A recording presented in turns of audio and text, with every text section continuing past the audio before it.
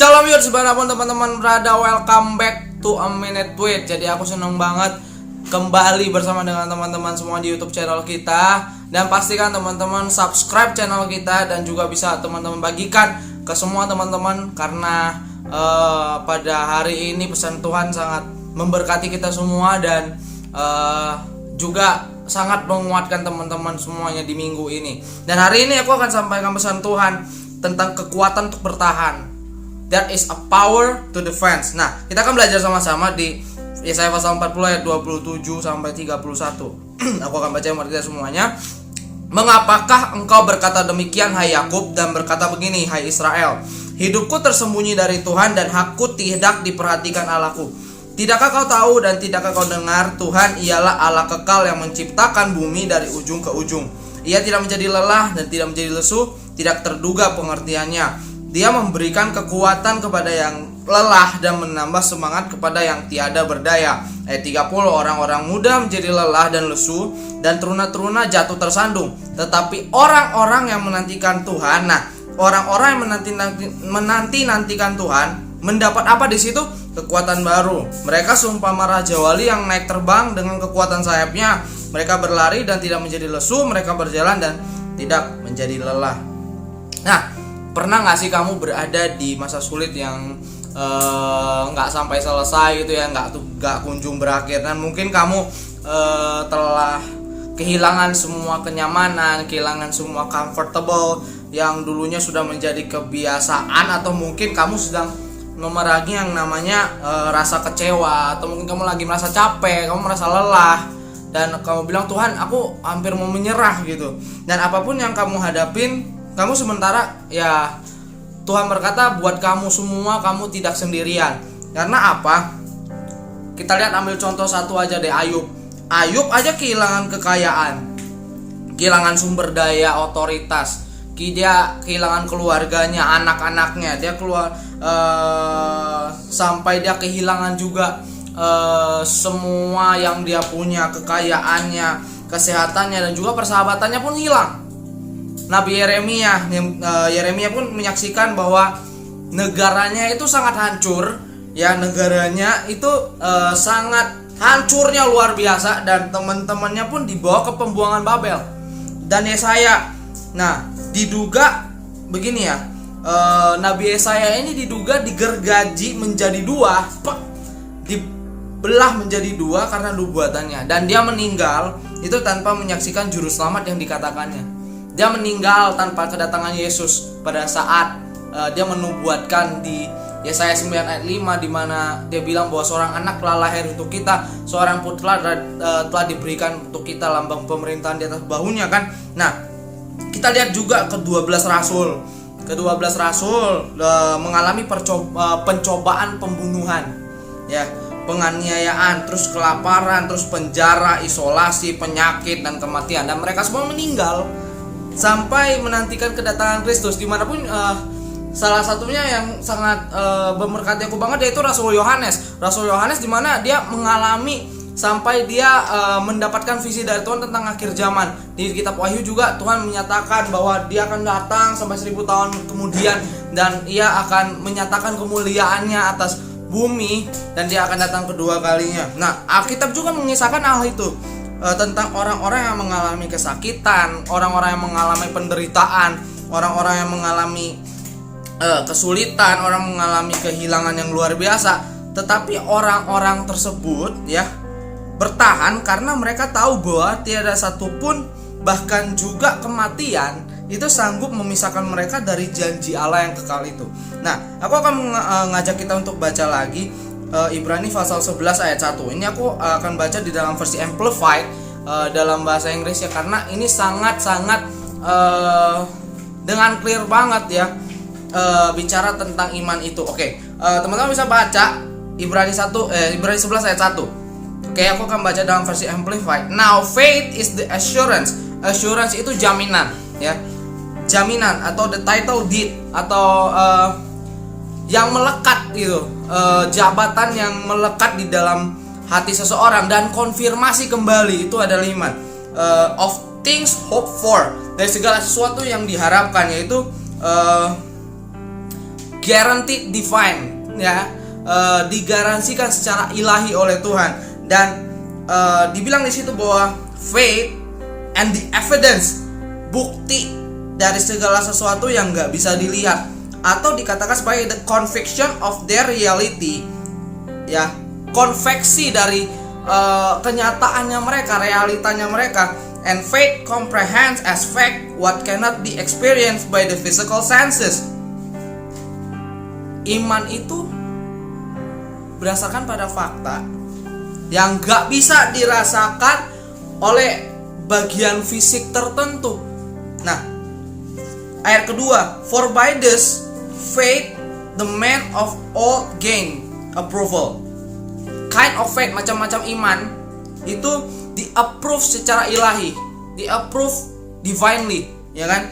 Dan yang ketiga, ayat yang ketiga, oleh iman by faith that is with an inherent trust and enduring confidence in the power, wisdom, and the goodness of God. Iman termasuk itu dengan kepercayaan, dengan kepercayaan dirimu, confidence di dalam kuasa, di dalam hikmat, dan di dalam kebaikan Tuhan itu. We understand that the world itu segala alam semesta, nggak termasuk bumi, termasuk semesta alam, terus zaman demi zaman, ya, were framed and create, dibuat dan diciptakan, tersusun, ya, form, put in order, and equipped for the intended purpose. Ada tujuannya. Nah, by the word of God, so that what is seen was not made out of things which are visible. Semuanya kelihatan. Semua hal di dalam iman itu kelihatan. Jadi yang kita pelajari di sini bahwa iman itu adalah sesuatu yang sangat-sangat yang memang nggak bisa dirasakan oleh siapapun, tapi itu ada.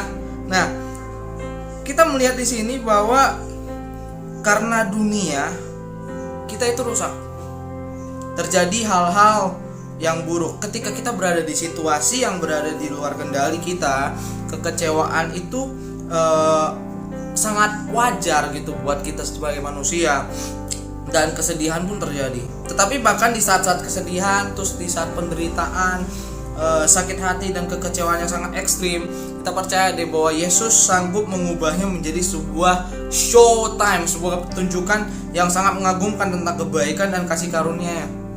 Nah, kita coba renungkan deh teman-teman. Kita coba renungkan beberapa tokoh Alkitab yang sudah aku jelasin juga tentang tokoh-tokoh iman di dalam Ibrani pasal 11, dan aku yakin banget kita semua diberkati lewat beberapa tokoh yang ada di Alkitab yang merupakan pahlawan iman itu.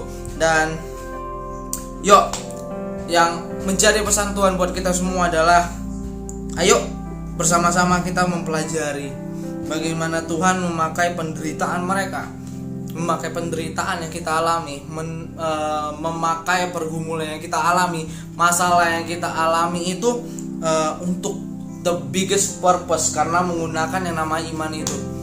Ibrani pasal 11 sudah mengatakan demikian, bahwa iman itu ada tujuannya, bahwa iman itu ada something yang tidak kelihatan, tapi sesuatu yang memang benar-benar dirasakan oleh hati, dan juga meskipun nggak dilihat oleh mata, tapi itu memang ada gitu. Itu yang namanya iman. So ayolah kita merasakan yang namanya iman itu. Kita rasakan juga yang namanya permasalahan demi permasalahan apapun itu, ya, kita juga yakinin dengan iman bahwa Yesus sanggup mengatasi semua hal yang ada di dalam aspek kehidupan kita, baik dalam susah, senang, sakit, sehat, ya, apapun aspek kehidupan kita, urutan-urutan apapun yang hidup kita, all of the ages of our life. Jadi kita yakinin akan hal itu teman-teman semuanya. Dan saya berdoa di minggu keempat, ya, di tahun 2021, di bulan Januari ini kita banyak belajar bahwa tanpa iman kita nggak bisa apa-apa, tanpa Tuhan kita nggak bisa apa-apa. Dan jangan sampai kita meninggalkan iman kita hanya karena satu masalah aja. Jangan sampai kita juga meninggalkan tanggung jawab kita karena satu hal aja gitu. Dan gue yakin banget kita semua yang nonton mau baik secara live maupun on demand, jadi teman-teman, link YouTube ini bakal ada sampai seterusnya dan gak bakal di take down, dan teman-teman bisa nonton terus. Dan ini menjadi pesan Tuhan buat kita semuanya, keep your faith on. Jadikan iman itu bernyala-nyala dalam kehidupan kita. Keep the faith on of our lives. Jangan sampai fokus kita hilang, jangan sampai iman kita hilang, jangan sampai iman kita itu menjadi memudar hanya karena satu masalah aja, hanya karena satu aspek aja. Jangan sampai contohnya anak-anak muda, kalian kehilangan iman kalian, kan meninggalkan iman kalian itu karena pacaran. Nah itu jadi contoh. Kayak contohnya ya, mohon maaf ya saya sebelumnya menyampaikan hal ini. Mungkin dari beberapa teman-teman yang memiliki pasangan beda iman. Mungkin ada teman-teman punya pasangan yang berbeda keyakinan dengan kamu, keyakinan apapun itu. Tapi kan di dalam Alkitab mengatakan kan, gelap dan terang itu nggak bisa bersatu. Jadi apa yang kamu harus lakukan? Dalam nama Yesus putuskan itu. Dan kamu lebih baik jomblo tapi dapat yang seiman daripada kamu udah pacaran tapi pacarmu imannya beda dari kamu gitu. Jadi saran aku aja satu, perbanyakin iman. Terus yang kedua, pelajarin tentang bagaimana tokoh-tokoh Alkitab itu bisa bertahan di dalam penderitaan, bertahan di dalam situasi aspek kehidupannya. Dan yang ketiga, kita harus melewati setiap permasalahan, karena mau nggak mau kita harus mengalami permasalahan dan penderitaan. So ayo kita banyak belajar lagi tentang hal ini. Doaku buat teman-teman semuanya, jangan sampai teman-teman kehilangan iman kalian.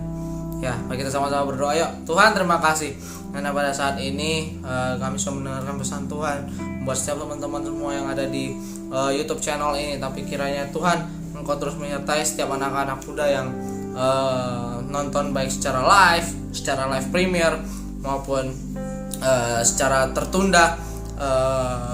Video ini tidak akan kami take down dan akan tersebar terus sampai teman-teman kami merasakan berkat dari pesan Tuhan yang hamba mau sampaikan. Karena Tuhan, Kau utus Roh Kudus-Mu ke dalam setiap hati dari teman-teman kami dan juga kami yang menyampaikannya. Terima kasih Tuhan, berdoa kami dalam nama Yesus.